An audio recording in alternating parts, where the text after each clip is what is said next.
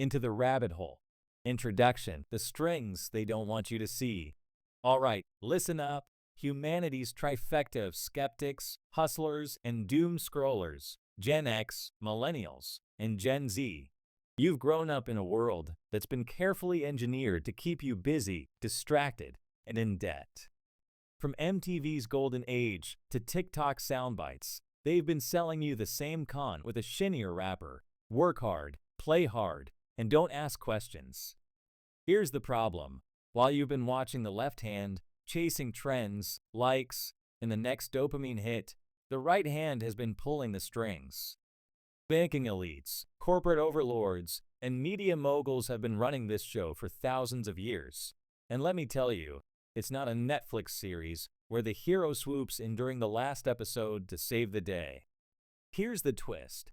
What if the big players have known about Earth's cycles of catastrophe, magnetic flips, and societal resets for millennia? What if they've been using false flags, fiat currency schemes, and propaganda machines to keep you docile, divided, and unprepared for the next collapse? What if the stories of Atlantis, the pyramids, and even Elon Musk's satellites falling out of orbit aren't disconnected coincidences, but hints at a bigger game? This isn't about aliens or lizard people, though I know some of you were hoping. It's about power, control, and survival. The patterns are there, hidden in plain sight, from ancient myths to modern financial systems. False flags started every war you've ever heard of. Media has been shaping your opinions since it was invented. Fiat currency? It's just monopoly money with extra steps. So here's what we're doing. We're pulling the strings into the light. Starting from ancient Atlantis and Egypt, through Roman coinage, medieval banking, and modern fiat systems, to today's polarized media landscape and fragile tech systems, we're laying it all out. This isn't some conspiracy rabbit hole. It's a timeline, a playbook of power that the elites have used to stay on top while the rest of us chase our tails. Gen X, you're at the helm right now, leaders in business, politics, and media. You're old enough to remember when they still taught history instead of rebranding it. But if you don't see the strings, you're just another puppet. Millennials, you're the bridge, the cynical generation that knows the system is rigged but hasn't quite figured out how to burn it down and build something better. And Gen Z, you're the chaos agents, the wild card they didn't see coming. You've got the tools and the tech to expose everything, but you've got to know what you're looking for.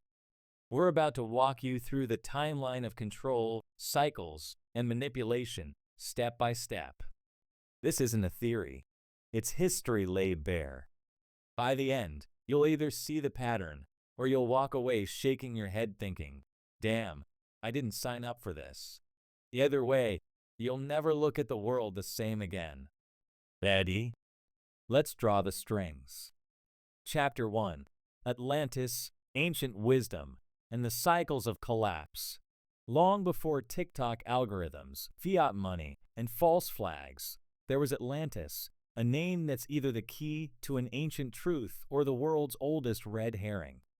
First whispered into history by Plato, Atlantis wasn't just a myth. It was a warning. He said it was a mighty maritime civilization that sank beneath the waves after falling out of favor with the gods.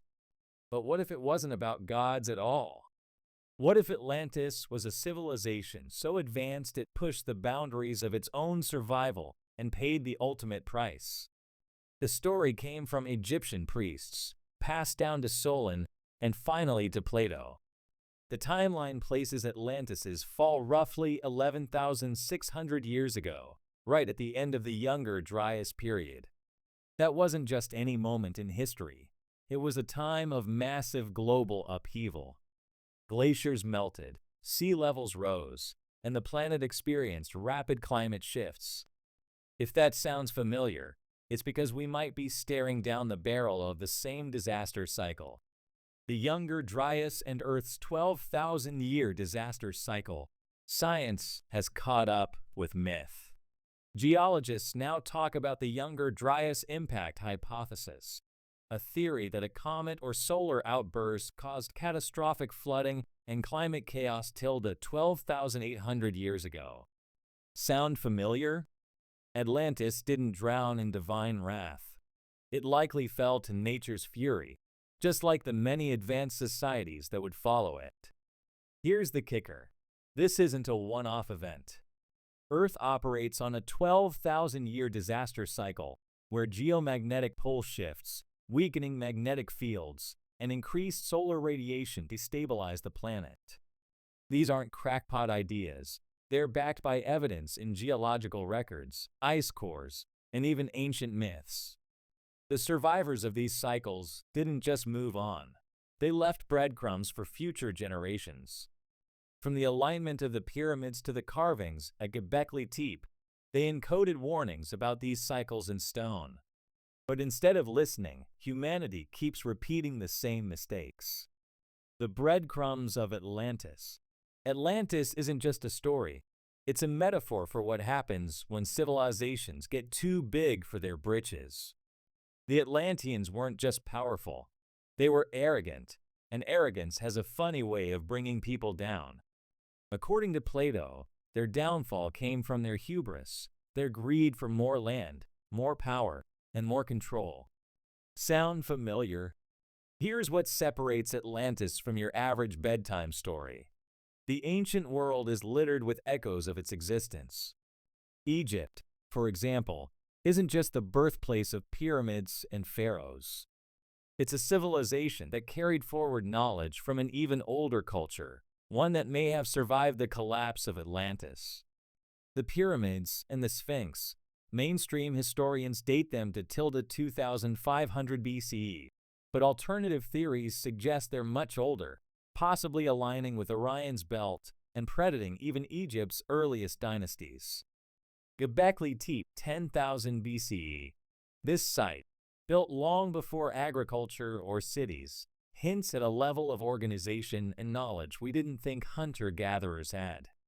It's as if someone left behind a manual for survival, written in stone. Cycles, survivors, and the rise of control.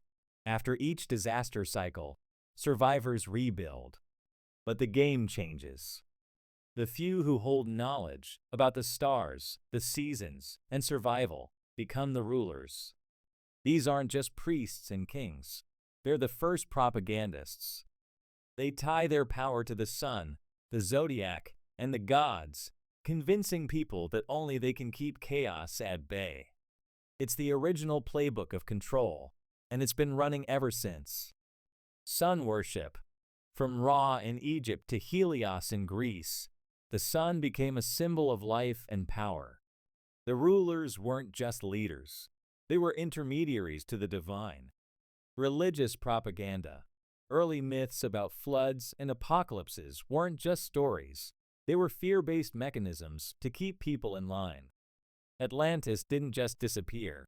Its survivors passed down their knowledge to the next civilizations, embedding their warnings in stone, myth, and legend. But just like every cycle before and after, the warnings were ignored, forgotten, or twisted into tools of control. Lessons from the past. If the story of Atlantis teaches us anything, it's this: civilizations collapse when they lose touch with the cycles of nature. Every society has its hubris moment, where it pushes too far, too fast, and the system snaps back. The Atlanteans drowned in it. The Egyptians survived it for a while. And here we are, in the modern world, thinking we're immune to the cycles. Spoiler alert, we're not. The question isn't if we're in a cycle, it's whether we're paying attention this time. From the melting poles to the weakened magnetic field, the signs are here. But just like Atlantis, we're too busy chasing power, control, and consumption to read the writing on the wall or the pyramid. Closing the chapter. This is the beginning of the timeline, the first string in a web that stretches from ancient myth to modern manipulation. Atlantis isn't just history. It's a mirror, showing us what happens when civilizations forget their place in the cosmic cycles. And if you think this is just a myth, buckle up. The next chapter is about how that same cycle of arrogance, control, and collapse carried forward into Egypt, Rome, and beyond, right into the heart of our own banking systems and media-driven society. We're not just walking you through history. We're walking you through the playbook. The question is, will you see it? Chapter 2, Ancient Egypt, Mesopotamia, and the Blueprint for Control. If Atlantis was the fall, ancient Egypt and Mesopotamia were the rise. These civilizations didn't just inherit the wreckage of the past, they took the pieces and built the first true empires. But here's the thing. It wasn't just pyramids and ziggurats that made them powerful. It was the systems they created, the kind that could control wealth, steer public thought, and centralize power.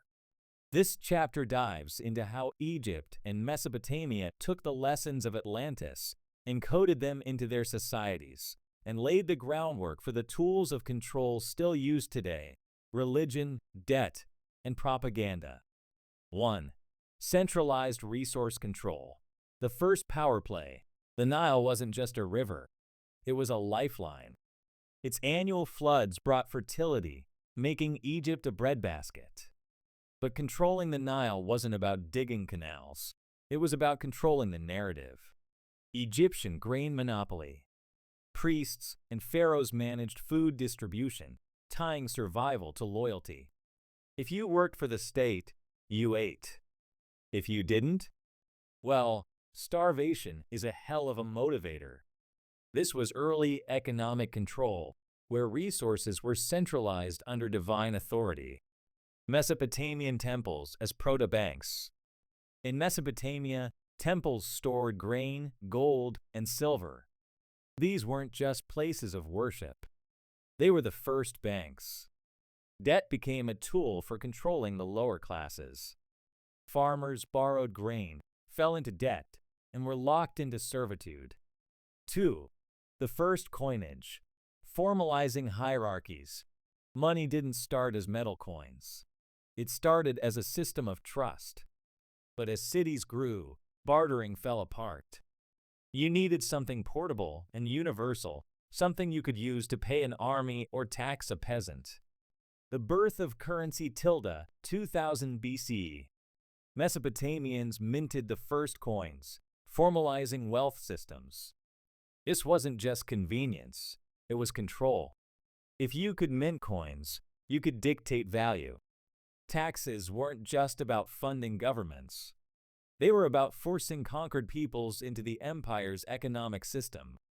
Debt as control. Debt didn't just appear in the modern era. It's as old as the temples of Babylon. The idea was simple: lend grain or gold, and when the debtor can't pay, own their land, labor, or loyalty. 3. Religion as the first media machine. Before newspapers, Twitter, or Fox News, there were priests, temples, and myths. Religion wasn't just about spirituality, it was the first propaganda network. Sun worship and divine authority. Egyptian rulers tied themselves to Ra, the sun god, claiming divine right to rule. The sun rises because the pharaoh exists. Disobey the pharaoh? Guess who's not getting sunlight next year? Fear as a tool. Myths about floods, divine wrath, and apocalypse weren't just bedtime stories. They were psychological weapons. If you feared the gods, you obeyed their representatives. Mesopotamian rulers claimed divine backing through myths about creation and destruction. I'm not taxing you, Enlil is. The first pyramid schemes. The pyramids weren't just tombs. They were symbols of hierarchy. Look at one, and you instantly know who's on top and where you stand. 4. Building the playbook of control. Egypt and Mesopotamia didn't just create tools. They wrote the blueprint for control. Their systems combined resource centralization, debt, and religious propaganda to ensure compliance. Echoes of Atlantis. If Atlantis survivors passed down knowledge, Egypt and Mesopotamia turned it into a machine. They encoded cosmic cycles into their myths, blending science, religion, and power into a unified narrative. Debt plus divine fear equal total control. You owe the temple grain. The gods will punish you if you rebel. The king enforces both. It's a closed-loop system of power. 5. Lessons from the past. Egypt and Mesopotamia didn't just survive, they thrived by mastering control systems that have echoed through history. Whether it's banks, propaganda, or debt, their fingerprints are all over modern society. Debt servitude lives on. Mesopotamian farmers became indentured servants. Today, it's credit card holders, student loan borrowers, and homeowners in debt to banks. Religion as social glue. Ancient priests steered thought with myths. Today, it's media conglomerates and advertising agencies. The blueprint never died. Egypt and Mesopotamia set the stage for Rome, medieval Europe, and modern finance. Every empire since has refined the same tricks, from controlling resources to weaponizing belief. Closing the chapter. Ancient Egypt and Mesopotamia didn't just build the first civilizations, they built the first systems of control. They took the wisdom of Atlantis, encoded it in myths and monuments, and created a machine that has run uninterrupted for thousands of years. Their rulers weren't just managing floods and food, they were managing people, using debt, propaganda, and divine authority as tools of compliance. Sound familiar? That's because this playbook hasn't changed. It's just gotten shinier. Coins turned into fiat currency. Temples turned into banks. Myths turned into marketing. And we're still living in their shadow. Next up, Rome perfects the game, taking everything Egypt and Mesopotamia built and turning it into an empire of money, war, and propaganda that still shapes the world today. Chapter 3. Rome and the evolution of the control playbook. If Egypt and Mesopotamia wrote the blueprint for control, Rome turned it into a finely tuned machine. The Roman Empire wasn't just about armies and gladiators. It was about creating a system so efficient, so adaptable, that its skeleton still underpins the modern world.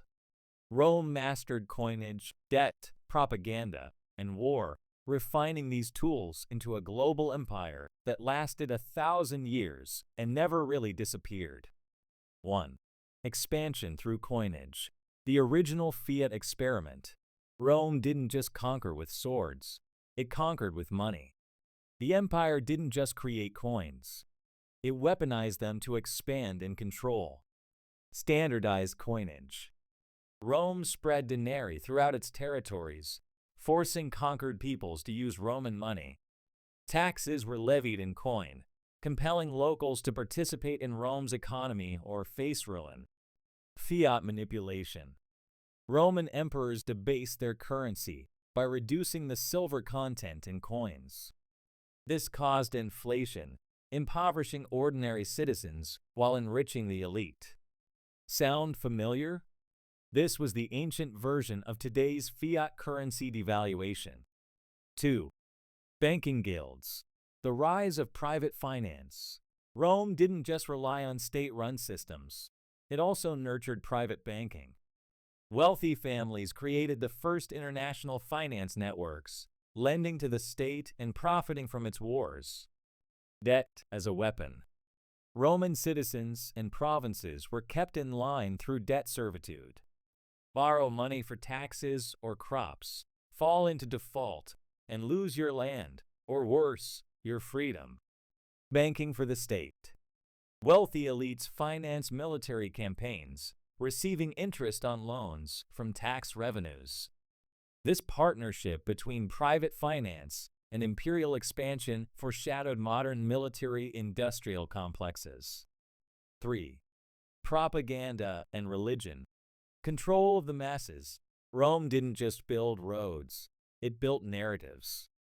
It understood that to control people, you need more than soldiers. You need their minds. Bread and circuses. The Roman government kept citizens docile with food handouts, bread, and entertainment circuses.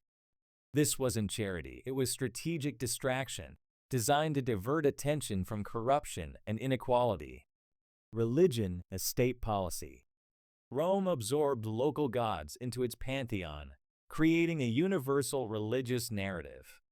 Later, Christianity became the empire's official religion, merging spiritual control with state power. The emperor wasn't just a ruler, he was a divine figure, tying loyalty to the heavens. 4. False flags and war profiteering. Rome didn't just wage war, it engineered reasons to go to war. War wasn't just about territory, it was about money, resources, and keeping the population unified under a common enemy. Manufacturing justifications. Rome often provoked its enemies, then framed its invasions as defensive wars. Conquered territories were plundered for wealth, slaves, and resources, feeding the empire's economy. War as an economic engine. Each conquest funded the next one, with booty and tax revenues flowing back to Rome. Soldiers were paid in plunder and land, creating a military class loyal to the state. 5. The fall and legacy of Rome. Rome didn't collapse overnight, it eroded under the weight of its own systems. Its tools of control, coinage, debt, and propaganda became unsustainable, leading to systemic breakdowns that echo today. Hyperinflation and economic collapse. By the 3rd century CE, Rome's currency was nearly worthless. Inflation destroyed the middle class, while wealth concentrated in the hands of a few elites. Corruption and distrust. Bread and circuses couldn't mask the growing inequality. As trust in the system eroded, so did loyalty. Fragmentation. The empire split into East and West, but its ideas, centralized control, propaganda, and financial systems lived on. 6. The Roman blueprint in modern systems. Rome didn't die, it evolved. Its systems of control passed through the Catholic Church, the medieval monarchies, and eventually into the banking empires of the modern world. Economic control. Rome's coinage manipulation became the foundation for modern fiat currency systems. Its debt practices evolved into the central banking systems that dominate today. Propaganda. Bread and circuses live on in the form of media distraction and consumerism. Modern governments keep populations passive with endless entertainment and fear-based narratives. War profiteering. Rome's war economy inspired the modern military-industrial complex, where wars are fought not for survival, but for profit. Closing the chapter. Rome wasn't just an empire. It was a prototype for every system of control that followed. Its rulers didn't just conquer land. They conquered minds, economies, and faiths, creating a model that still shapes how power is wielded today.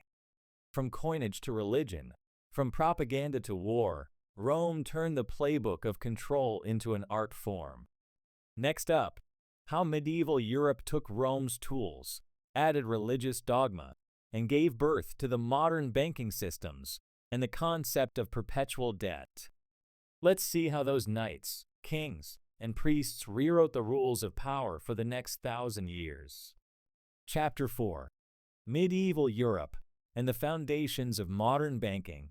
As the Roman Empire crumbled, its systems didn't disappear, they evolved. Medieval Europe inherited Rome's tools of control and mixed them with a potent new ingredient: religion as law. In this chapter, we'll see how the rulers of the Middle Ages used debt, faith, and emerging banking systems to consolidate power. This was the birth of modern banking, a system that's still holding the strings today. 1. The Church, wealth, usury, and moral control. The Catholic Church wasn't just a spiritual force, it was the largest landowner and wealth manager in Europe. It controlled economies, dictated morality, and held rulers accountable to its doctrine. The ban on usury. Usury charging interest was forbidden for Christians, forcing banking into the hands of Jewish financiers. Jewish bankers became central to the European economy, but also scapegoats during economic crises. Church wealth accumulation. Through tithes, land donations, and indulgences, the church amassed enormous wealth. This wealth funded cathedrals, crusades, and the political ambitions of the clergy. 2. The Knights Templar, the first international bankers. Founded during the Crusades, the Knights Templar weren't just warriors, they were financial innovators, creating the first international banking network. Secure deposits and transfers. Pilgrims heading to the Holy Land deposited wealth with Templar outposts and received letters of credit. This early banking system allowed safe, cashless travel and established trust across Europe. The Templar downfall. By 1307, the Templars had become too wealthy and powerful, threatening monarchs and the church. King Philip IV of France accused them of heresy, dissolved their order, and seized their assets, an early example of state appropriation of wealth. 3. The rise of fiat practices and promissory notes. As the Templar system collapsed, new forms of banking emerged, including promissory notes, early forms of fiat currency. The early fiat system. Rulers issued notes promising to repay gold or silver, but these were often backed by nothing more than political power. This set the stage for the inflationary cycles we see today. Debt as control. Monarchs borrowed from wealthy families, like the Medici and Fuggers, consolidating power through perpetual debt. Nations became locked into cycles of borrowing and repayment, a precursor to modern central banking. 4. Economic crises and false flags in medieval Europe. Economic turmoil and war created fertile ground for manipulation and control. Elites used false flags and fear-based narratives to justify their actions. The Black Death and debt forgiveness. The plague devastated Europe, killing up to 60% of the population and wiping out debt records in many places. This reset the economy, but also reinforced the elite's control as survivors inherited concentrated wealth. The 100 Years' War. Long wars between England and France were financed through heavy taxation and borrowing. Propaganda fueled public support, while elites profited from the endless cycle of war and debt. 5. The transition to modern banking. By the late Middle Ages, the foundations of modern banking were firmly in place. These systems combined Rome's financial innovation with medieval Europe's centralized religious and political control. The Medici and the rise of private banking. The Medici family revolutionized banking by introducing double-entry bookkeeping, making wealth accumulation more systematic. They financed wars, popes, and monarchs, becoming a power unto themselves. The creation of sovereign debt. Kings and queens began issuing bonds to finance their ambitions, tying their economies to the whims of private bankers. This marked the beginning of national debt as a tool for both growth and control. 6. Lessons from the medieval playbook. Medieval Europe didn't just refine Rome's systems, it added new layers of complexity and control, creating a hybrid model that persists today. Religion plus debt equal obedience. The church maintained moral and financial control, while rulers used debt to consolidate power. This early partnership between religion, finance, and the state set the stage for modern governance. The origins of financial inequality. Debt-based economies began locking the lower classes into cycles of servitude, while the elite used these systems to grow their wealth. These hierarchies persist in modern banking systems. Closing the chapter, medieval Europe wasn't just a dark age, it was a petri dish for the systems of control that dominate our world. From the church's moral monopoly to the Medici's financial empire, the seeds of modern banking fiat currency, and perpetual debt were sown. Next up, the Renaissance and the Enlightenment saw the birth of central banking and the rise of families like the Rothschilds, who perfected the art of wealth concentration. Meanwhile, empires and wars became the ultimate tools for expanding control. Let's see how these systems scaled into the modern age. Chapter 5. The Birth of Central Banking and the Empire of Debt. The Renaissance and Enlightenment didn't just birth great art and ideas, they gave rise to a new kind of control, central banking. This wasn't just an evolution of medieval systems. It was the industrialization of money, debt, and power. By the 17th century, the world's elites had created a system that could control entire nations, all while staying in the shadows. This chapter is about how families like the Rothschilds, empires like Britain, and wars of conquest cemented the modern banking system we live under today. 1. The Bank of England, the first modern central bank. The year was 1694, and Britain needed money, lots of it. Wars weren't cheap, and neither were colonial ambitions. Enter the Bank of England, the world's first modern central bank. How it worked. Private investors lent money to the government in exchange for interest-bearing bonds. The bank issued fiat currency backed by nothing but government promises, creating debt as currency. Perpetual debt as a tool. Governments could now wage wars, build empires, and expand power without worrying about balancing their books. The debt wasn't meant to be repaid. It was meant to grow, locking nations into a system of perpetual borrowing. 2. The Rothschilds and the rise of banking dynasties. If the Bank of England was the system, families like the Rothschilds were its architects. The Rothschilds didn't just participate in the new banking model, they perfected it. Global banking networks. The Rothschild family set up branches across Europe, creating a network that could fund wars, governments, and industrial revolutions. Their wealth grew not just from lending, but from manipulating markets and controlling the flow of information. Napoleonic Wars 1803 to 1815. The Rothschilds famously financed both sides of the war, ensuring profits no matter the outcome. After Napoleon's defeat, Nathan Rothschild reportedly manipulated British bond markets, cementing his family's financial dominance. The true power of finance. The Rothschilds showed that controlling money was more powerful than controlling armies.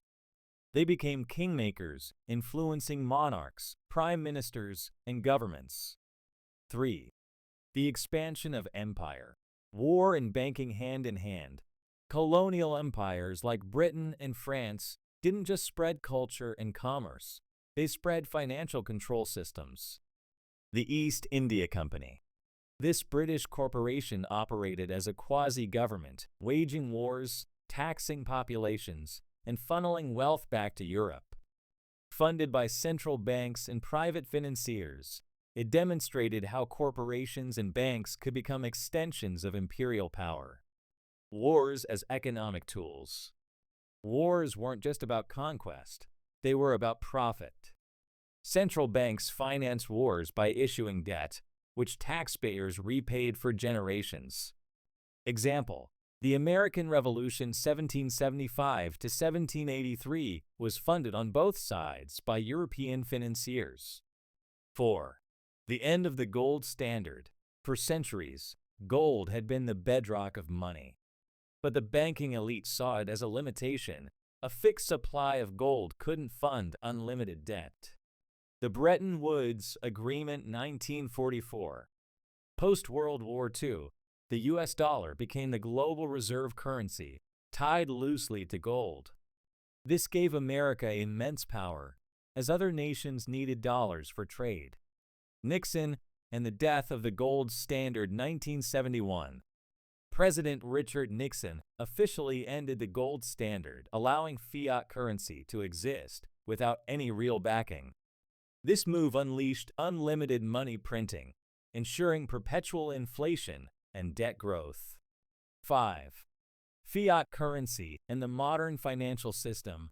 The death of the gold standard paved the way for today's financial system, where money isn't real, it's a promise, a belief, and a tool for control. Inflation as theft. Fiat currency devalues over time, eroding savings and forcing people into perpetual labor and consumption. The rich, who hold assets, grow wealthier, while the poor, who hold cash, grow poorer. Central bank monopoly. Central banks like the Federal Reserve control the money supply, interest rates, and economic policies, operating with little accountability. The Federal Reserve isn't even fully federal. It's a network of private banks with immense power over public policy. 6. The military-industrial complex. War as business. The 20th century brought the military-industrial complex, a partnership between governments, banks, and corporations that turned war into the most profitable business on earth. World wars and profit. Both World War I and II were financed through massive debt, with banks profiting from loans to governments. Post-war reconstruction, funded by programs like the Marshall Plan, funneled even more money to private financiers. Perpetual war economy. The Cold War 1947 to 1991 created an endless cycle of military spending, justified by fear of communism. Today, conflicts in the Middle East and elsewhere serve the same purpose, keeping the money machine running. 7. Lessons from the age of central banking. The rise of central banking wasn't just an economic revolution, it was a paradigm shift in control. By tying nations and individuals to perpetual debt, banks created a system where power flows upward and freedom becomes an illusion. Debt as the ultimate shackle. From governments to students, debt is the tool that keeps people working, consuming, and compliant. As long as you're paying off loans, mortgages, or credit cards, you're a part of the system. The illusion of wealth. Fiat currency gives the illusion of wealth, but inflation ensures most people can never truly get ahead. True wealth, assets, land, resources, remains concentrated in the hands of the elite. Closing the chapter, the age of central banking turned money into a weapon, debt into a chain, and wars into investments. This wasn't just the evolution of financial systems. It was the final consolidation of power by a global elite who understood that controlling the flow of money meant controlling the flow of history. Next up, as the 20th century closes, the rise of globalization and digital finance creates new tools of control, from the IMF and World Bank to the dawn of cryptocurrencies. Let's see how these systems brought us to the financial dystopia we face today. Chapter 6. Globalization, Digital Finance, and the Dawn of Cryptocurrencies. As the 20th century ended, the financial system underwent another seismic shift. The rise of globalization, fueled by centralized banks, international institutions, and digital technology, created a new era of control. The world was no longer ruled by kings or empires. It was ruled by money flows, debt traps, and invisible strings. At the same time, cracks in the system began to form, giving birth to a new resistance: cryptocurrency. This chapter dives into how globalization expanded control and how digital finance and decentralized currencies are reshaping the battlefield. 1. The globalization of financial control. Globalization wasn't just about trade deals and multinational corporations. It was about creating a global financial system controlled by a small elite. The Bretton Woods system, 1944 to 1971, created a global economic order where the US dollar was the reserve currency. This system gave the US unmatched economic power, forcing other nations to rely on its fiat currency. Petrodollar hegemony. In the 1970s, the U.S. struck deals with oil-producing nations to price oil in dollars, creating the petrodollar system. This ensured perpetual demand for US dollars, giving America control over global trade and economies. The IMF and World Bank. These institutions were created to help developing nations, but became tools of economic imperialism. Loans came with strings attached, structural adjustment programs, SAPs that imposed austerity, privatization, and resource exploitation. 2. Digital finance and the emergence of total control. As the world embraced digital technology, the financial system evolved into a digitally connected web, one that offers both convenience and complete surveillance. Credit cards and digital payments. The rise of credit cards and online banking in the late 20th century revolutionized money flow, but made individuals reliant on centralized systems. Every transaction became traceable, giving banks and governments unprecedented access to personal financial data. Central bank digital currencies (CBDCs). Central banks now explore CBDCs, which allow direct control over individual transactions. CBDCs could enable governments to impose negative interest rates, freeze accounts, or even restrict spending. Programmable money could enforce compliance through financial levers. Big tech and financial power. Companies like Amazon, Google, and Apple now act as quasi-banks, consolidating both financial and personal data. 3. The global debt trap. Debt wasn't just a tool for individuals. It became a weapon of global domination. Developing nations in debt. Countries in Africa, South America, and Asia were offered loans by the IMF and World Bank, locking them into perpetual debt cycles. Natural resources were privatized, economies were gutted, and nations were left economically enslaved. Consumer debt in the developed world. In the West, credit cards, student loans, and mortgages became the new form of debt servitude. The average citizen now spends decades paying off debt, ensuring they remain tied to the system. 4. Cryptocurrency. The rise of decentralized resistance. As the cracks in the global financial system grew, Bitcoin and other cryptocurrencies emerged as a form of resistance. The birth of Bitcoin 2009. Bitcoin was created by an anonymous figure or group known as Satoshi Nakamoto. Its goal? To create a decentralized, peer-to-peer currency free from government and central bank control. Blockchain technology. Bitcoin introduced the concept of a blockchain, a public ledger that makes transactions transparent and tamper-proof. This technology became the foundation for thousands of cryptocurrencies and decentralized systems. Challenges to the system. Cryptocurrencies threaten the monopoly of central banks and governments, offering individuals financial freedom. But this freedom came with risks, volatility, scams, and regulatory crackdowns. 5. Elite pushback against decentralization. The rise of cryptocurrency hasn't gone unnoticed by the financial elite, who see it as a threat to their control. Crackdowns on crypto. Governments have begun banning or heavily regulating cryptocurrencies, citing concerns about crime and money laundering. Central banks are pushing CBDCs as a safe alternative to crypto, further centralizing financial control. Corporate co-option. Companies like Facebook, now Meta, attempted to launch their own digital currencies Libra, threatening to monopolize digital finance. Media narratives. Media outlets controlled by the elite often portray cryptocurrencies as dangerous or illegitimate, discouraging public adoption. 6. The fragility of the modern system. While globalization and digital finance have created unprecedented control, they've also made the system incredibly fragile. Geomagnetic vulnerabilities. Events like the 2022 Starlink satellite failure highlight the risks of relying on digital systems vulnerable to geomagnetic storms. A major geomagnetic event could cripple global financial systems, wiping out data and transactions.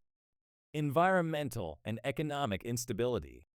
Climate change, resource scarcity, and economic inequality are creating cracks in the global system. These issues are exacerbated by the reliance on fragile digital infrastructures. 7. Lessons from the digital era. The digital financial system has created both unprecedented opportunities and new chains of control. Centralization versus decentralization. Central banks and governments seek to centralize power through digital currencies and surveillance. Cryptocurrencies offer an alternative but face immense pushback from the elite. Debt as a universal tool. Whether through national loans or personal credit cards, debt remains the most effective weapon for ensuring compliance. The fragility of tech. Our reliance on digital systems makes us more vulnerable than ever to systemic collapse, whether from cyber attacks or geomagnetic disasters. Closing the chapter, globalization and digital finance have created a world where everything is connected and controlled. Central banks, corporations, and governments now have the tools to track every dollar, shape every transaction, and steer public behavior. But the rise of cryptocurrency has thrown a wrench into their plans, offering a glimpse of financial freedom in an age of surveillance. Next up, the current moment. From media manipulation and political division to false flags and Earth's disaster cycles, we're going to explore how the elite maintain their grip on power and how you can see through their game. Chapter 7: Media Manipulation, False Flags, and the Modern Control Narrative. As we step into the modern era, it becomes clear that control isn't just about money or resources, it's about narratives. Stories are the most powerful weapon in the arsenal of the elite, shaping what you fear, what you desire, and how you act. From false flags that spark wars to the endless churn of divisive media, the tools of manipulation have only become more sophisticated. This chapter unpacks the media industrial complex, the mechanics of false flags, and how the elite have used these methods to steer humanity through the 20th and 21st centuries. 1. The birth of media propaganda. The modern media didn't start as a means to inform, it started as a tool to control. The elite understood early on that whoever controls the narrative controls the masses. Edward Bernays and the Science of Persuasion. Known as the father of public relations, Bernays used psychology to steer public opinion. His techniques, inspired by Sigmund Freud, created a system where fear, sex, and desire drove consumer behavior. Example: Bernays sold smoking to women in the 1920s by branding cigarettes as torches of freedom. Mass media as a control mechanism. From newspapers to radio to TV, media became the megaphone of the elite, shaping public perception and stifling dissent. Propaganda campaigns ensured wars were fought, politicians were elected, and industries thrived, all to serve elite interests. 2. False flags, engineering fear and justifying war. False flags are the classic playbook move of the elite, fabricated or manipulated events used to justify war, suppress dissent, or consolidate power. Here are the key examples. Spanish-American War, 1898. The explosion of the USS Maine was blamed on Spain, but evidence suggests it was an internal accident. The event was used to justify U.S. intervention in Cuba, launching the country into global imperialism. World War I propaganda. The sinking of the Lusitania by Germany was framed as a direct attack on civilians. Media ignored the fact that the ship was carrying munitions, making it a legitimate target. The story fueled U.S. entry into the war. Pearl Harbor, 1941. Allegations persist that the U.S. had advanced knowledge of the Japanese attack, but allowed it to happen to galvanize support for entering WWII. Iraq War 2003. False claims of weapons of mass destruction WMDs were pushed by media outlets, leading to the invasion of Iraq. The result? Trillions in defense spending, oil control, and destabilization of the region. 3. The media industrial complex. In the modern era, media doesn't just report the news, it creates the reality you live in. Behind the headlines are corporate interests, political agendas, and the mechanisms of control. Corporate consolidation. Today, 90% of U.S. media is owned by just 6 corporations. This consolidation ensures that narratives align with elite interests. The divide and conquer strategy. Media narratives are designed to create division among the masses, left versus right, black versus white, male versus female. These divisions keep people fighting each other instead of uniting against the elite. The 24/7 fear machine. Media thrives on fear, crime, terrorism, pandemics, and climate disasters.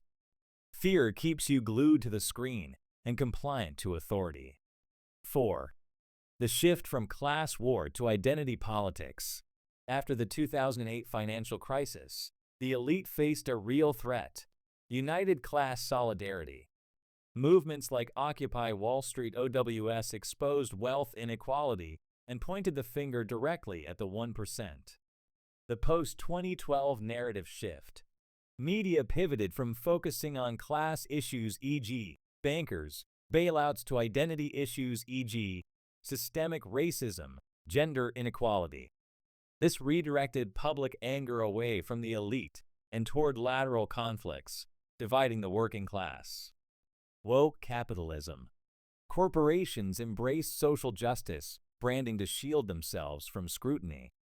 Example: Amazon supports anti-racism campaigns while exploiting workers and dodging taxes.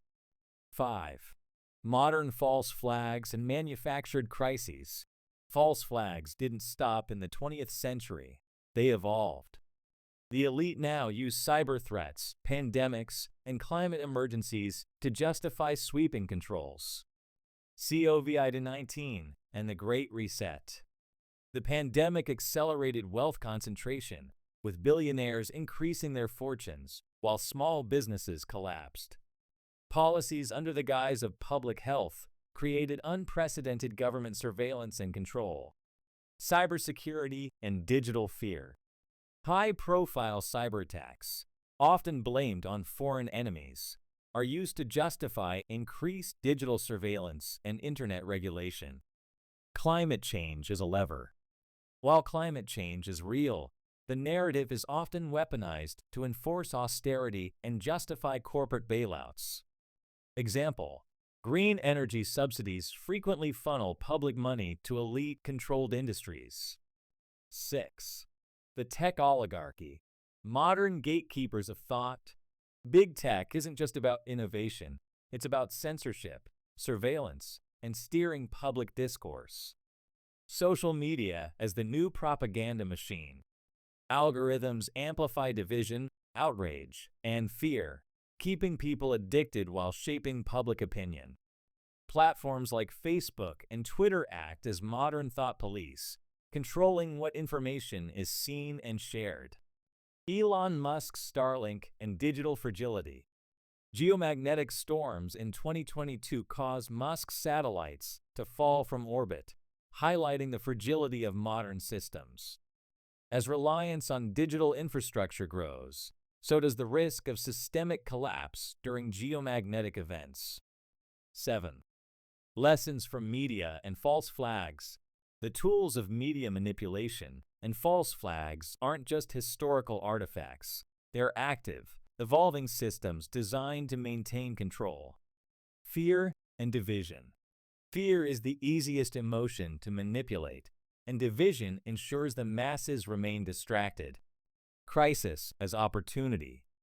Every major crisis, real or manufactured, is used to expand government power, corporate profits, and elite control.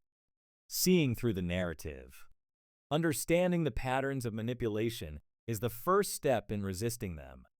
From propaganda to false flags, these tools only work if you don't see them. Closing the chapter. The modern world is shaped by stories told by the powerful. From wars justified by false flags to media narratives designed to divide, the strings are everywhere. Media isn't just a reflection of society, it's the mirror the elite use to shape your perception of it. Next up, we step back and look at the big picture, how all the threads tie together. From Atlantis to fiat currency, from propaganda to Earth's disaster cycles, we'll expose how these systems form a cohesive playbook for control. This is where the strings all meet. Chapter 8. The Big Picture Connecting the Strings. We've walked through thousands of years of history, from the fall of Atlantis to the rise of modern banking, from propaganda systems to false flags, and from Earth's disaster cycles to the digital surveillance age. Now, it's time to pull all the strings together into one cohesive narrative, a playbook the elites have used for millennia to consolidate power, manage populations, and prepare for the cycles of chaos that inevitably come.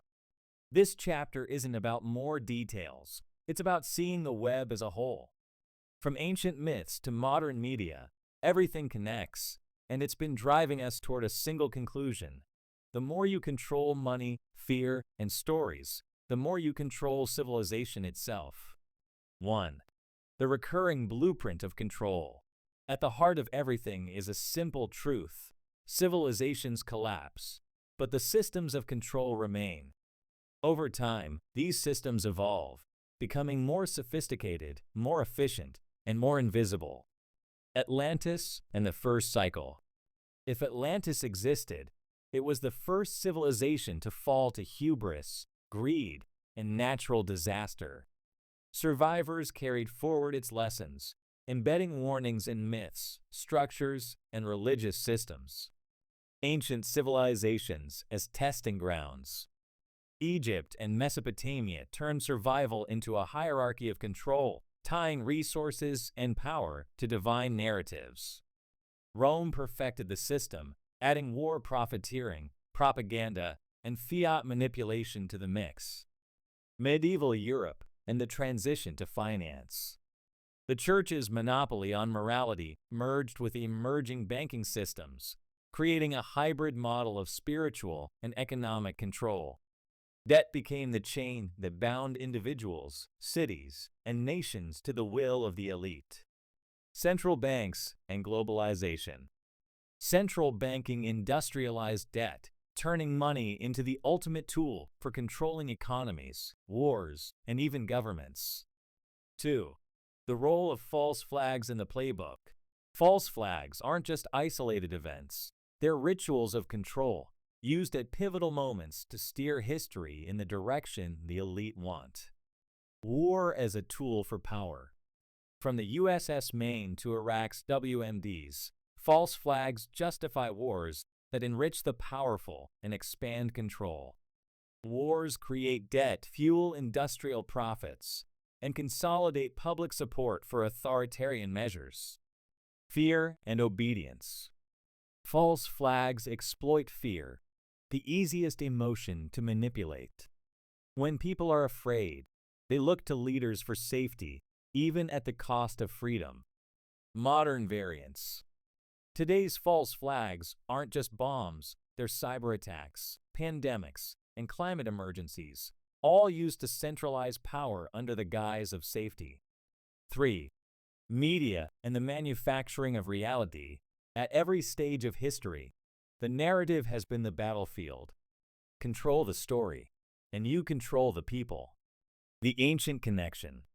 Religious myths tied natural disasters to divine punishment, creating fear-based obedience. Today's media ties everything to crisis cycles, from terrorism to climate change, ensuring people are too afraid or divided to question the system. Divide and conquer. Media creates divisions, political, racial, and ideological, that fracture potential unity among the working class. The result?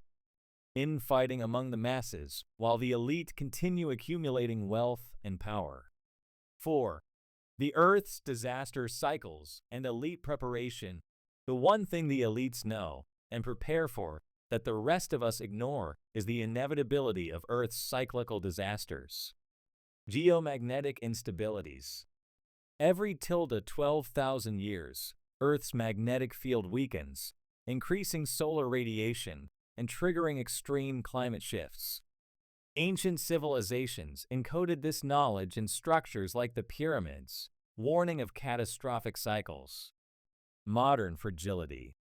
Today's reliance on digital systems makes us more vulnerable than ever.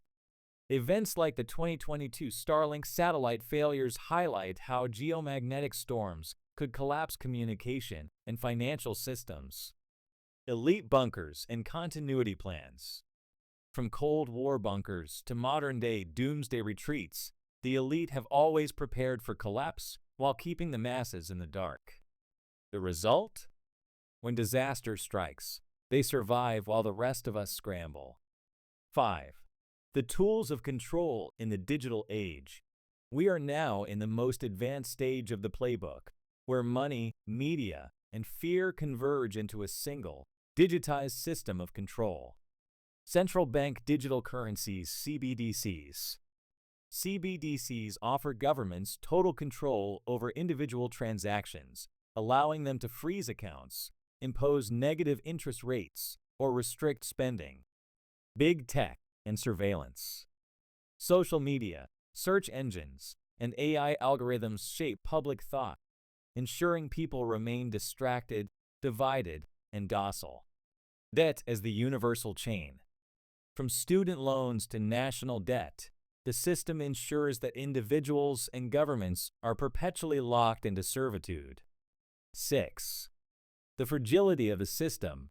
While the control systems are stronger than ever, they're also more fragile, tied to technologies and structures that could collapse under the weight of a single disaster.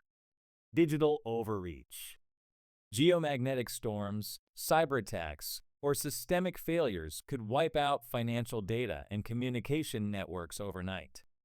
Environmental and social tensions. Climate instability, resource scarcity, and growing inequality are pushing the system to its breaking point. 7. Seeing through the web. The playbook of control works because it's invisible. But once you see the strings, you can't unsee them. Control isn't absolute. The elite rely on compliance, but their power dissolves when people question the narrative and unite across divisions. The power of decentralization. Decentralized systems, like cryptocurrency and independent media, offer pathways to resist centralized control. They're not perfect, but they're cracks in the armor of the global system. Closing the chapter, the strings are all connected. From Atlantis to Rome, from fiat currency to digital surveillance, the playbook has evolved, but the goals remain the same. Control the money, control the fear, control the people. The question isn't whether the system will break, it's how prepared you'll be when it does. The elite have their bunkers, their wealth, and their contingency plans. What do the rest of us have? Awareness is the first step.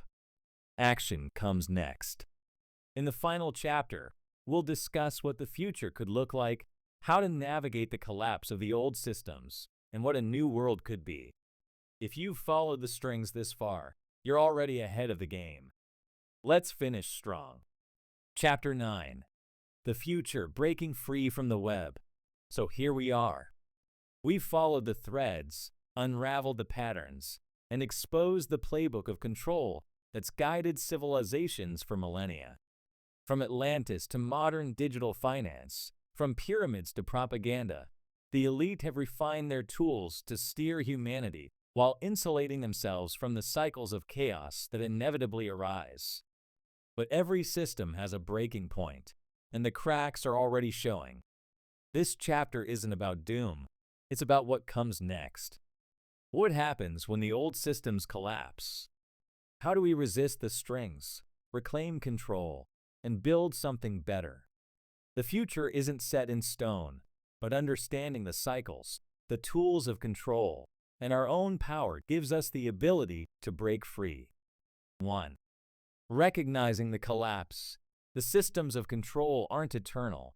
They're reaching their limits of sustainability. Here's how to spot the warning signs. Economic instability. Inflation, fiat currency devaluation, and unsustainable debt are pushing global economies toward a breaking point. Central banks are scrambling to maintain control through CBDCs, but these could spark rebellion against centralized money systems. Geomagnetic vulnerabilities. Weakening magnetic fields and solar activity threaten the fragile digital systems that underpin global finance and communication. A single Carrington event-level geomagnetic storm could wipe out satellite networks, power grids, and financial data. Social fragmentation. Decades of media-driven division have fractured solidarity, but cracks in the narrative are appearing as more people question the systems that govern their lives. 2. Decentralization, the path to freedom.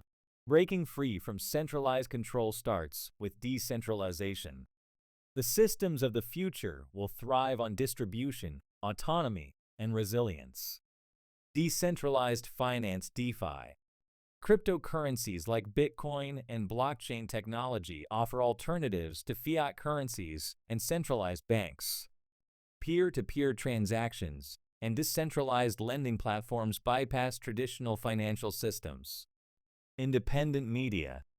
Breaking free from corporate narratives requires supporting independent journalism and creating platforms that value truth over profit. Avoid the algorithms that trap you in echo chambers. Seek out dissenting voices. Local and autonomous systems. Building local economies, self-sustaining communities, and decentralized energy systems reduces reliance on fragile global networks. 3. Reclaiming class solidarity. The divide and conquer strategy only works if people stay divided. Unity across race, gender, and political lines is key to resisting elite control. Unifying the working class. The 1% narrative of Occupy Wall Street was powerful because it united people against a common enemy. That focus must be reclaimed. Reject identity-based infighting and focus on the shared struggle against exploitation. Worker cooperatives. Cooperative ownership models empower workers and redistribute wealth, breaking the stranglehold of corporate elites. 4. Preparing for disaster cycles. The elites have their bunkers and escape plans, but you don't need billions to prepare for what's coming. Resilience in the face of collapse. Build personal and community preparedness for climate instability, geomagnetic storms, and economic crises. Stockpile essentials, learn self-sustaining skills, and invest in alternative energy and food systems. Knowledge of the cycles.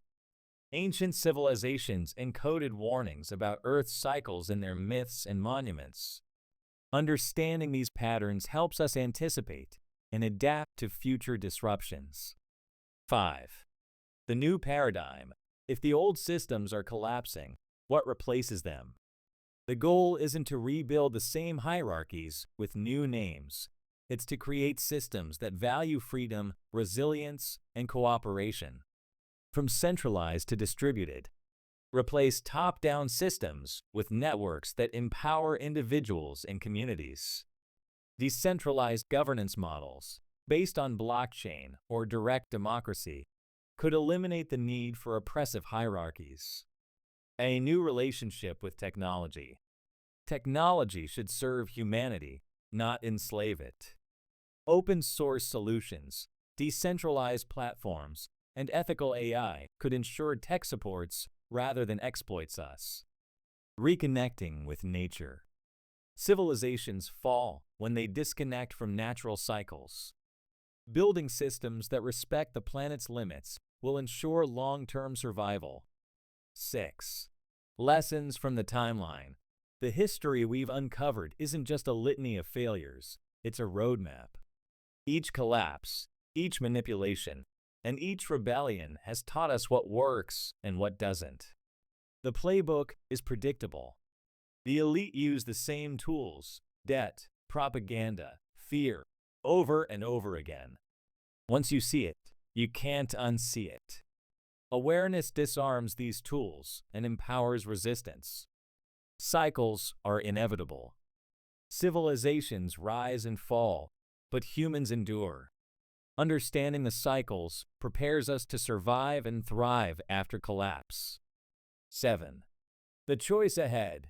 We're at a crossroads. The systems of control are failing, but they won't go quietly. The elite will push harder, tighten the strings, and manufacture crises to maintain their grip. But they can't stop the collapse. They can only manage it to their benefit. Your choice is how you respond. Will you cling to the failing system, hoping it will save you? Or will you step outside the web, build something new, and take control of your own narrative? Closing. The strings have been drawn. From Atlantis to the petrodollar, from false flags to geomagnetic cycles, the patterns are clear. The systems we live under aren't natural, they're designed. But every system, no matter how powerful, is vulnerable to collapse when enough people see through the illusion. The question isn't just what happens next, it's what you're going to do about it. Will you prepare, resist, and rebuild?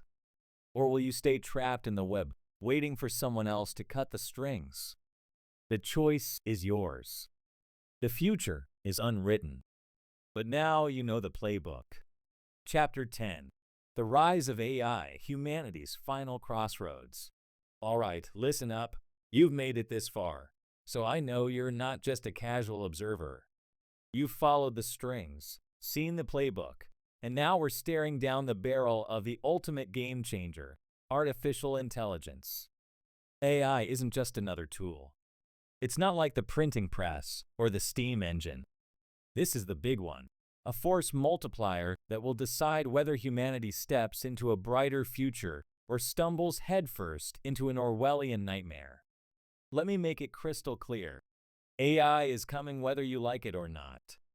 The question isn't whether it will change the world, it's who's steering the wheel when it does. Good actors or bad actors. Decentralized innovation or centralized control. Liberation or subjugation. The stakes have never been higher. The timeline we've walked through shows the same patterns, control systems evolving, consolidating, and expanding, but this time, the stakes aren't just wealth or war. This time, it's everything. The historical echo, tools and control. History has taught us one thing: tools are neutral. It's how they're used that matters. Agriculture centralized resources, giving rise to hierarchies. The Industrial Revolution created empires of wealth and labor exploitation. Digital technology enabled unprecedented surveillance and control. AI is the next step in this chain, but unlike the tools before it, AI isn't just a lever, it's the mind behind the lever.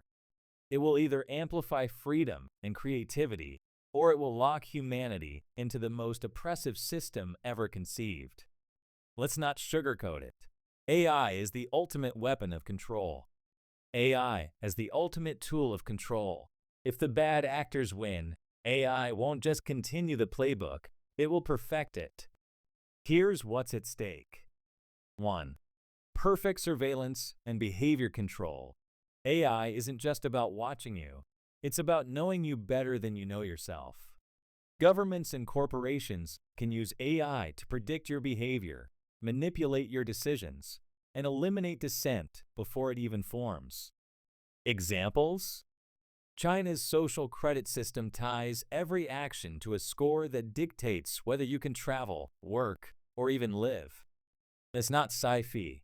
It's happening right now. 2. Algorithmic propaganda.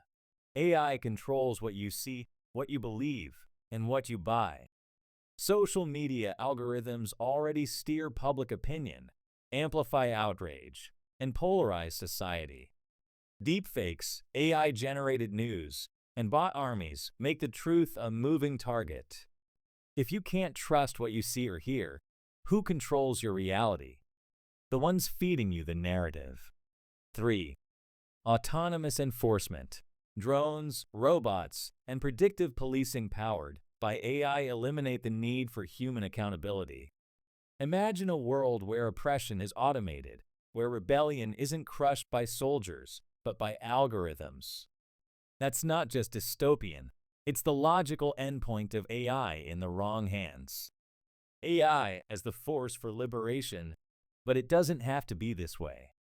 AI is a double-edged sword, and if good actors step up, it could be the greatest force for human empowerment we've ever known. Here's how. 1. Decentralization and open source AI. Decentralized AI development means tools that empower individuals, not governments or corporations. Imagine AI that helps small communities become self-sufficient, optimizing farming, managing resources, or defending against disasters without reliance on centralized systems. 2. Amplifying human potential. AI can free people from mundane tasks, giving them the space to create, innovate, and connect. It can solve problems we haven't even imagined yet, whether it's curing diseases, rebuilding ecosystems, or giving every child on Earth access to world-class education. 3. Ethical frameworks for development. Organizations like the Partnership on AI are pushing for transparency, fairness, and alignment with human values. Good actors in tech need support to ensure AI serves humanity, not just the interests of a select few. The urgency of action. Here's the hard truth. The window is closing. AI systems are already being built, deployed, and weaponized. If the bad actors consolidate their power, reversing it will be nearly impossible. The next 5 to 10 years will determine whether AI is a tool of liberation or the final link in humanity's chain. What's at stake? If bad actors win, humanity becomes a surveilled, controlled, and manipulated species, stripped of autonomy. If good actors win, AI could decentralize power, restore balance, and help humanity navigate the coming cycles of chaos. Building the army of good actors. This isn't just a call to action, it's a call to arms. We need an army of developers, thinkers, and activists to guide AI toward the light. 1. Educate yourself and others. Understand what AI is, how it works, and what it can do, for better or worse. Spread awareness in your community about the risks and opportunities AI presents. 2. Support ethical AI development. Back open source projects and decentralized AI initiatives that prioritize empowerment over control. Push for regulations that ensure AI systems are transparent and accountable. 3. Create and collaborate. Whether you're a coder, artist, entrepreneur, or activist, find your place in the fight. Collaborate with like-minded people to create tools, platforms, and systems that reflect human values. The balance of order and chaos. Here's where it all ties back to the timeline. Earth's cycles are inevitable, but what happens during the next collapse depends on the balance between order and chaos. AI could tip that balance. If chaos dominates, the collapse will be catastrophic, leaving humanity scrambling in the rubble. If order dominates, AI could help us build resilient systems, decentralize power, and mitigate the fallout. The question isn't whether AI will be part of the next cycle, it's whether it will serve as a lifeline or a noose. The final word. AI is coming, and there's no stopping it. The question is what role you'll play in shaping its future. Will you sit back and watch as the bad actors tighten their grip, or will you step into the light and help build the systems that empower humanity? The choice is yours. This isn't a call for passive hope. It's a call for action. AI is the final frontier in the war for control, and the side you choose will determine not just the future of technology, but the future of humanity itself. The strings are there, but AI gives us the scissors. Will you cut them Let me know if you want any adjustments or if we've nailed the closing chapter. P.S. A note from the author. I'm not here to tell you what to believe. This isn't a manifesto, a conspiracy theory, or a set of commandments. It's the result of years of research, connecting dots, and drawing strings across history, technology, and human behavior. These are the patterns I see, the questions I ask, and the possibilities I consider. But at the end of the day, this is just one perspective. What do you see?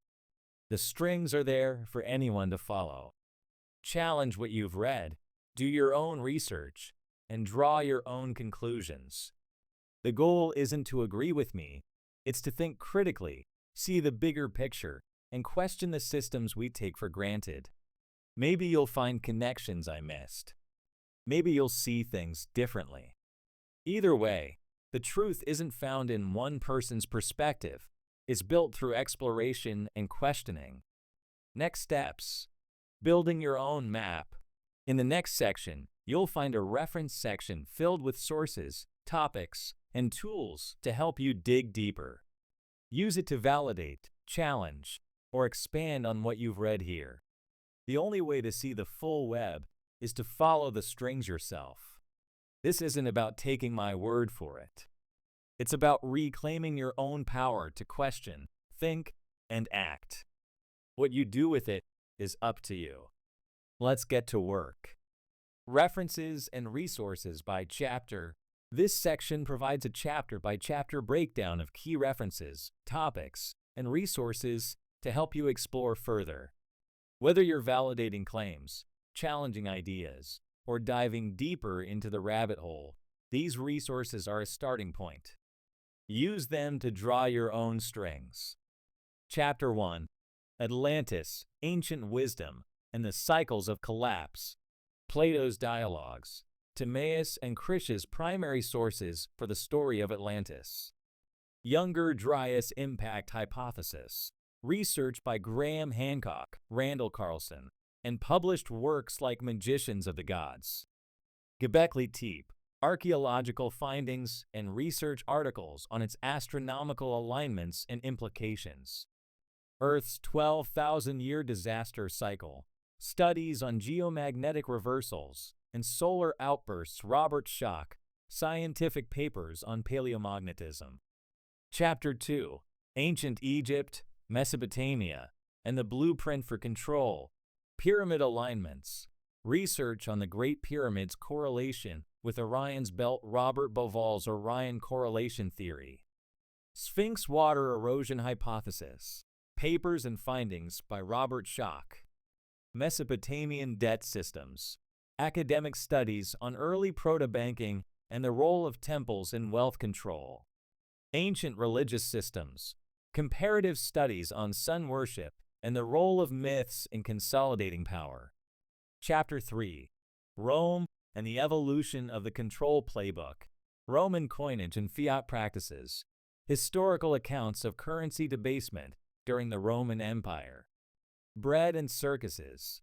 Analysis of Roman strategies for controlling public sentiment through entertainment and welfare. Roman Banking Guilds. Research on private finance in the Roman Republic and Empire. War Profiteering in Rome. Studies on Roman expansion and its economic incentives. Chapter 4. Medieval Europe and the Foundations of Modern Banking. The Knights Templar. Historical accounts of their banking network and their eventual suppression. Medieval Usury Laws. Papers on the role of Jewish financiers and the Church's stance on interest. Promissory notes and early fiat practices. Research on the evolution of credit systems in medieval Europe. Economic crises. Studies on the economic effects of the Black Death and 100 Years' War. Chapter 5. The Birth of Central Banking and the Empire of Debt. The Bank of England 1694. Historical accounts of its founding and role in modern banking. Rothschild influence. Books and research on the family's role in European finance, e.g., The House of Rothschild by Niall Ferguson. The Gold Standard and its Collapse. Studies on the Bretton Woods Agreement and Nixon's 1971 decision to end the gold standard. Military-industrial complex. Eisenhower's farewell address and studies on the relationship between war and economic growth. Chapter 6. Globalization, Digital Finance, and the Dawn of Cryptocurrencies. IMF and World Bank critiques. Reports on structural adjustment programs (SAPs) and their impact on developing nations. Petrodollar system. Analysis of U.S.-Saudi agreements and their role in sustaining dollar dominance.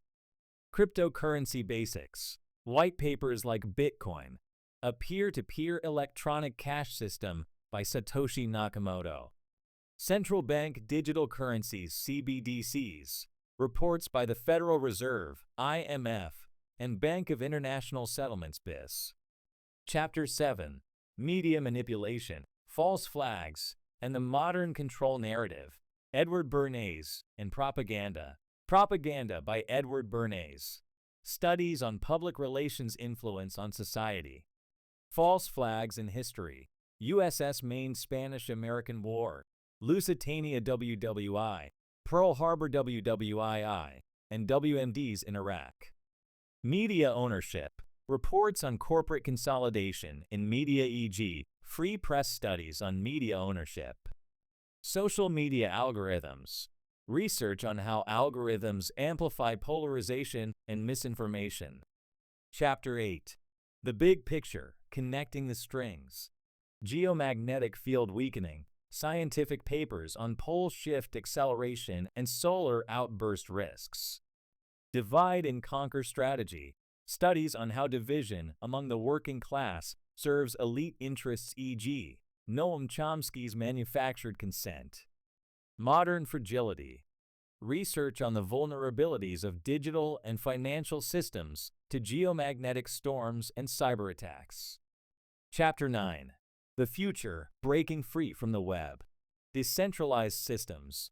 Research on open-source AI, decentralized finance (DeFi), and distributed governance models. Resilience Building. Guides on community preparedness, sustainable living, and alternative energy systems. Decentralization movements. Projects like Ethereum, decentralized social media platforms, and grassroots tech initiatives.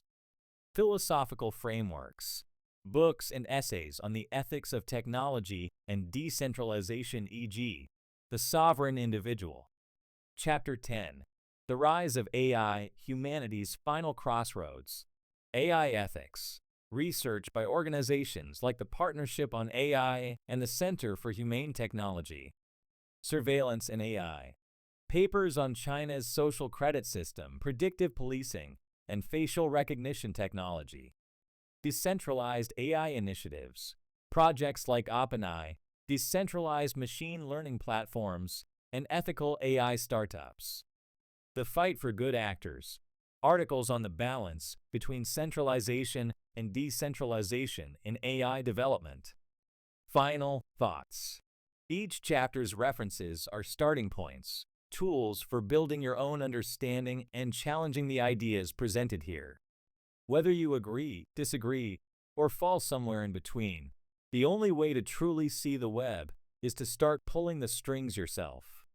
Starting points for your discovery. Expanding your knowledge. If you've made it this far, you're already seeing the cracks in the system and starting to question the illusions you've been sold. But this is just the beginning. To truly understand the forces at play and how to navigate them, you need to go deeper. Below is a list of essential books that will arm you with the knowledge to connect the dots, understand the patterns, and take meaningful action. 1. The Creature from Jekyll Island. A second look at the Federal Reserve by G. Edward Griffin. Why it's important. This book dives deep into the origins of the Federal Reserve and explains how it operates as a control mechanism for wealth and power. Griffin unpacks the secretive meeting on Jekyll Island that created the Fed and shows how its structure ensures that economic systems serve the elite, not the people. Takeaway. Understanding the Federal Reserve is key to understanding why modern economies feel rigged and who benefits from the cycles of inflation, debt, and crisis. 2. Economics in One Lesson by Henry Hazlitt. Why it's important. Hazlitt's book is a masterclass in clear, accessible economic principles. It cuts through the noise of economic jargon and explains the difference between sound economic policies that promote growth and prosperity and fallacies that lead to destruction. Takeaway. This book equips you to see through the economic narratives fed to you by the system and understand the long-term consequences of bad policy. 3. The Wisdom of Psychopaths. What Saints, Spies, and Serial Killers Can Teach Us About Success by Kevin Dutton. Why it's important. This book explores the traits that define psychopaths: charm, fearlessness, and ruthlessness, and how those traits dominate positions of power.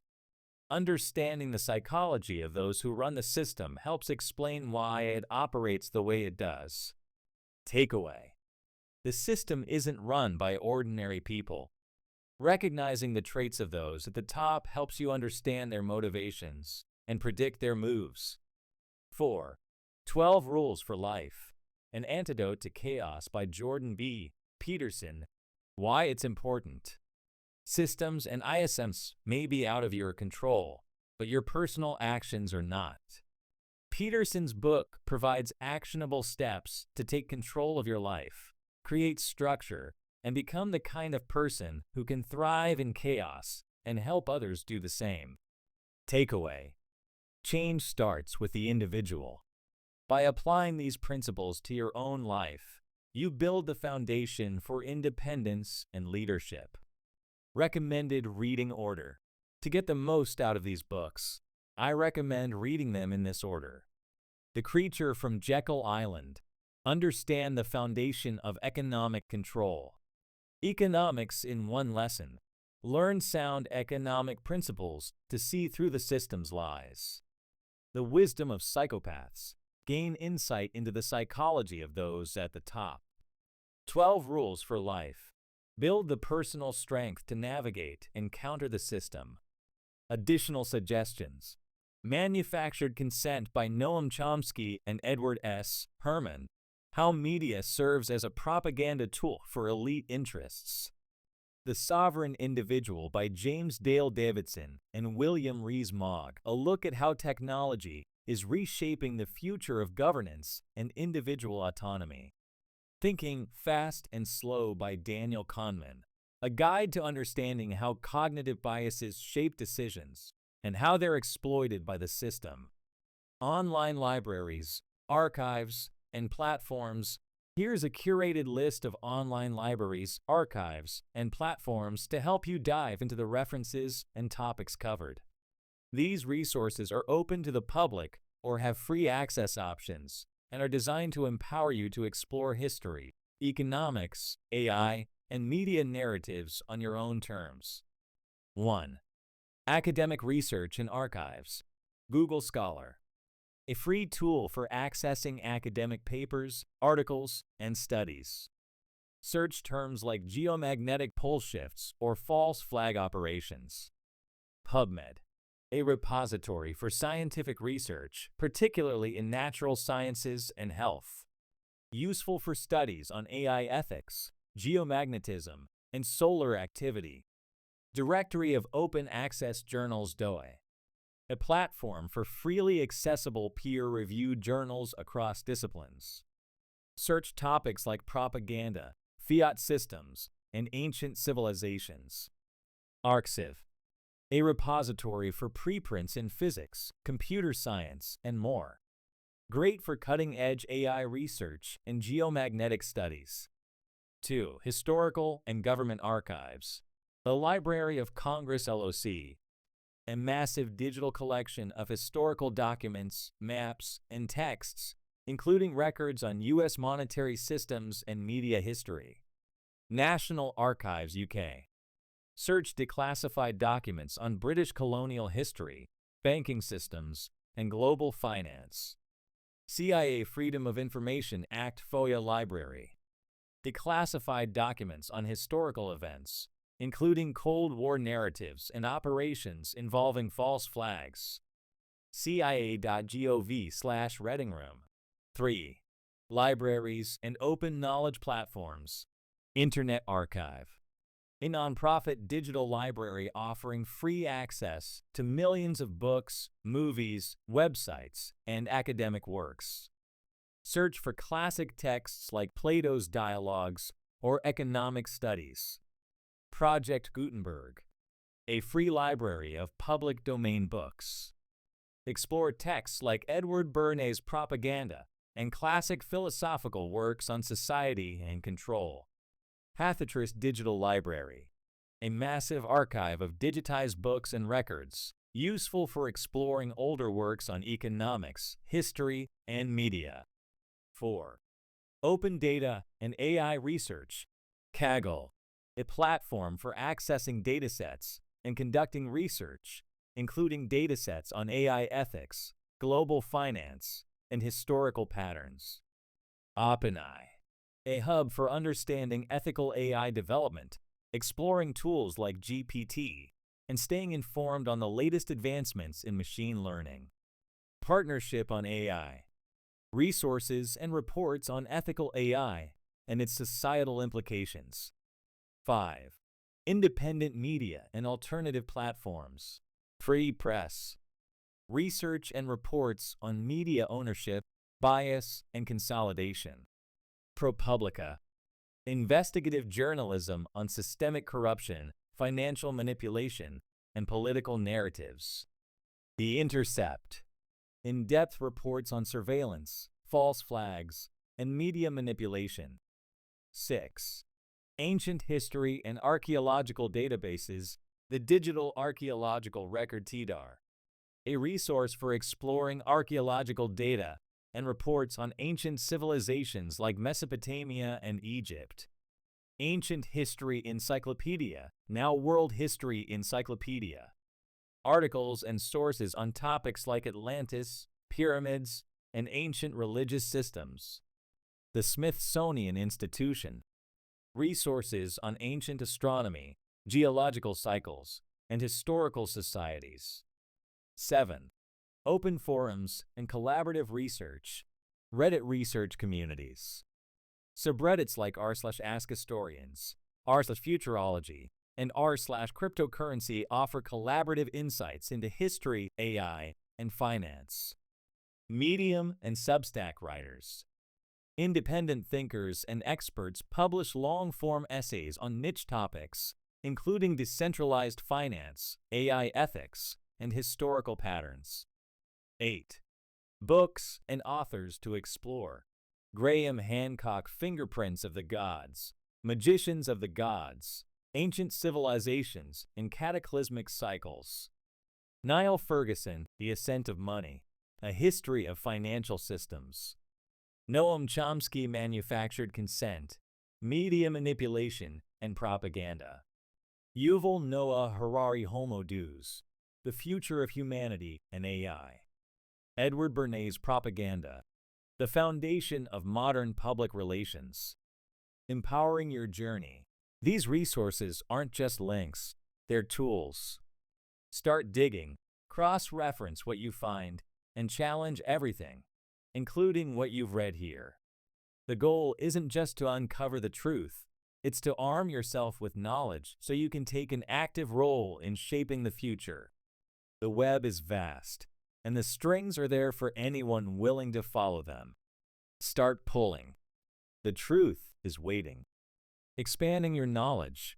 If you've made it this far, you're already seeing the cracks in the system and starting to question the illusions you've been sold. But this is just the beginning. To truly understand the forces at play and how to navigate them, you need to go deeper. Below is a list of essential books that will arm you with the knowledge to connect the dots, understand the patterns, and take meaningful action. 1. The Creature from Jekyll Island, a second look at the Federal Reserve by G. Edward Griffin, Why It's Important. This book dives deep into the origins of the Federal Reserve and explains how it operates as a control mechanism for wealth and power. Griffin unpacks the secretive meeting on Jekyll Island that created the Fed and shows how its structure ensures that economic systems serve the elite, not the people. Takeaway: understanding the Federal Reserve is key to understanding why modern economies feel rigged and who benefits from the cycles of inflation, debt, and crisis. 2. Economics in One Lesson by Henry Hazlitt. Why it's important. Hazlitt's book is a masterclass in clear, accessible economic principles. It cuts through the noise of economic jargon and explains the difference between sound economic policies that promote growth and prosperity and fallacies that lead to destruction. Takeaway: this book equips you to see through the economic narratives fed to you by the system and understand the long-term consequences of bad policy. 3. The Wisdom of Psychopaths. What saints, spies, and serial killers can teach us about success by Kevin Dutton. Why it's important. This book explores the traits that define psychopaths: charm, fearlessness, and ruthlessness, and how those traits dominate positions of power. Understanding the psychology of those who run the system helps explain why it operates the way it does. Takeaway: the system isn't run by ordinary people. Recognizing the traits of those at the top helps you understand their motivations and predict their moves. 4. 12 Rules for Life. An Antidote to Chaos by Jordan B. Peterson. Why it's important. Systems and ISMS may be out of your control, but your personal actions are not. Peterson's book provides actionable steps to take control of your life, create structure, and become the kind of person who can thrive in chaos and help others do the same. Takeaway: change starts with the individual. By applying these principles to your own life, you build the foundation for independence and leadership. Recommended reading order. To get the most out of these books, I recommend reading them in this order. The Creature from Jekyll Island. Understand the foundation of economic control. Economics in One Lesson. Learn sound economic principles to see through the system's lies. The Wisdom of Psychopaths. Gain insight into the psychology of those at the top. 12 Rules for Life. Build the personal strength to navigate and counter the system. Additional suggestions. Manufactured Consent by Noam Chomsky and Edward S. Herman. How Media Serves as a Propaganda Tool for Elite Interests. The Sovereign Individual by James Dale Davidson and William Rees-Mogg. A look at how technology is reshaping the future of governance and individual autonomy. Thinking Fast and Slow by Daniel Kahneman. A guide to understanding how cognitive biases shape decisions and how they're exploited by the system. This reference section isn't just a reading list. It's a roadmap for building the knowledge and resilience to break free from the noise and start making moves that matter. Closing statement. The end of the beginning. You've made it through the looking glass, into the rabbit hole past the illusions, distractions, and distortions that have kept us all tethered to the system. This isn't just the end of a book or even a series. It's the beginning of something far more important. A life lived on your own terms, with eyes wide open. You now have the tools to see the cracks, question the narratives, and resist the pull of the system. But more than that, you have the opportunity and the responsibility to take action, to reclaim your independence, to build networks of resilience, to create something better, not just for yourself, but for the people around you. The system thrives on compliance, fear, and division, but its greatest weakness is your awareness, your clarity, and your refusal to play by its rules. Every step you take towards self-reliance, every truth you uncover, every connection you build, it all chips away at the web of control. If you've made it this far, you've already done what most won't. You've questioned, learned, and started to break free. The next steps are yours to take. What you build next is entirely up to you. This series wasn't about giving you all the answers. It was about helping you ask the right questions.